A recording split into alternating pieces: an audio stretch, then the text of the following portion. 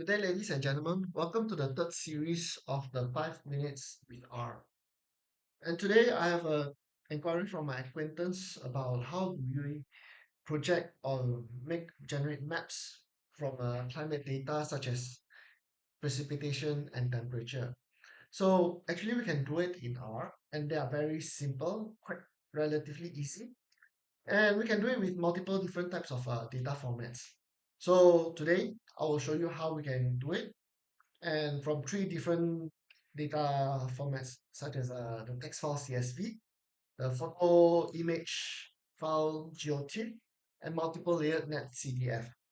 So before we start, here are some general requirement or steps for outline to generate a map using those different types of data set. Number one, we have to install and load necessary packages.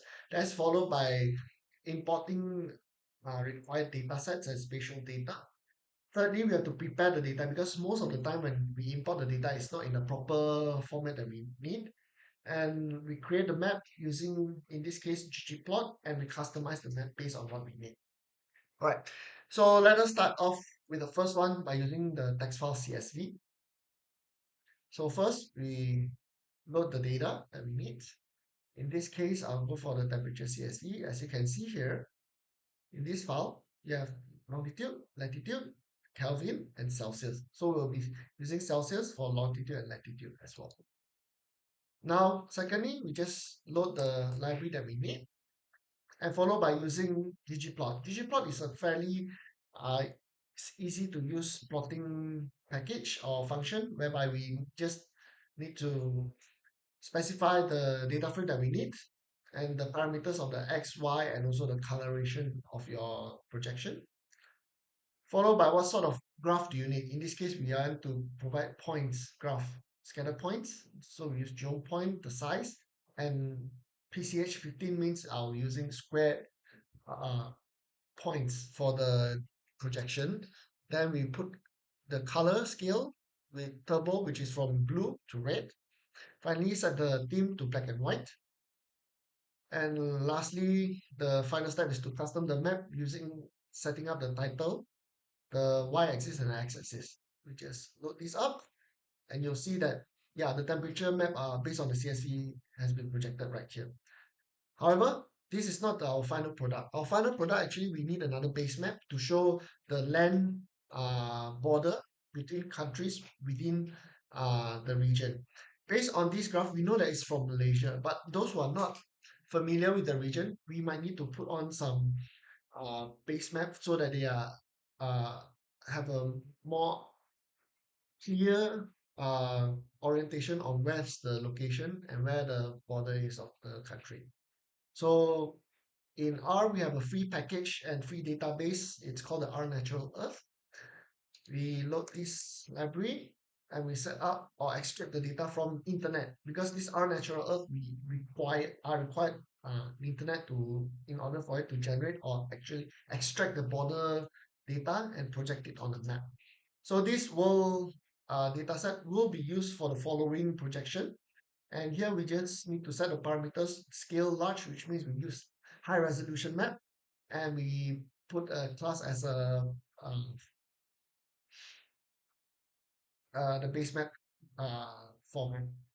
So we'll be using the same script as early on, just added in the geom_sf to project the map, the base map of the border, and also to limit the axis based on the zoom or the location that we need.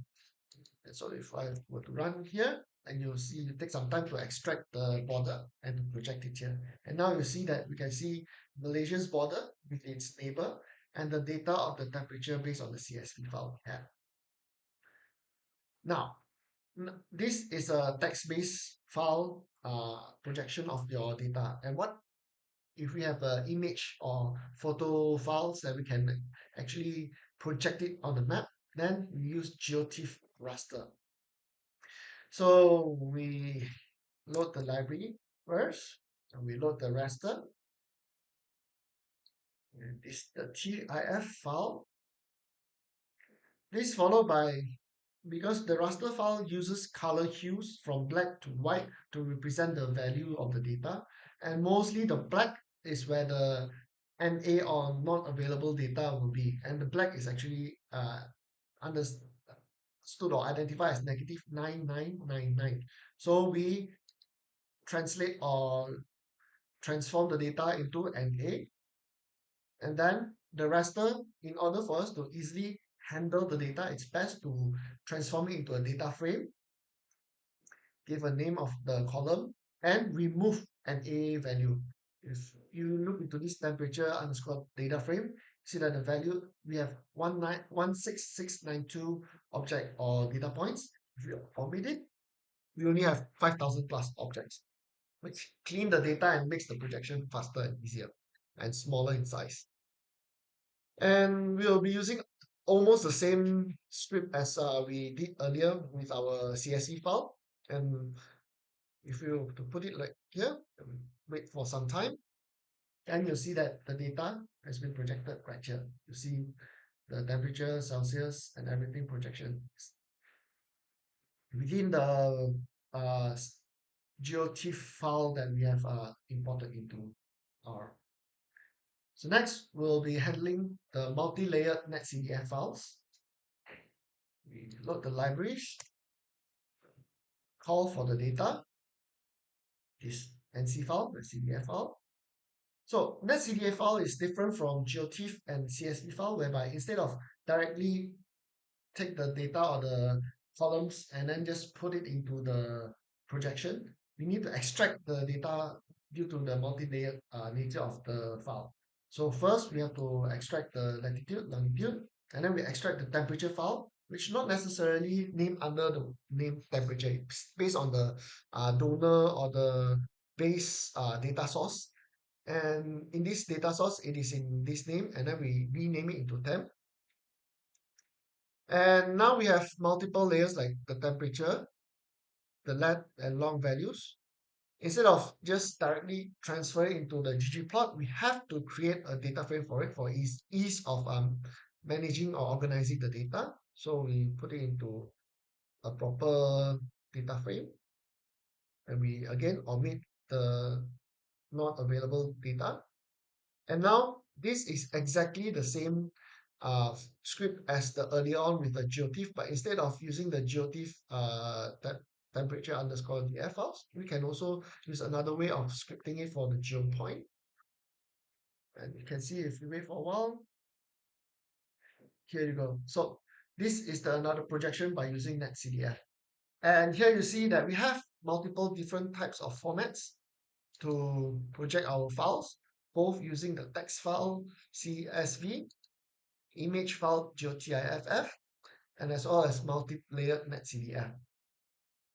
So please, if you like this video that I've showed you, please like, share, and comment, and subscribe to my channel. If you want your friends to benefit from this, please share this video to them as well.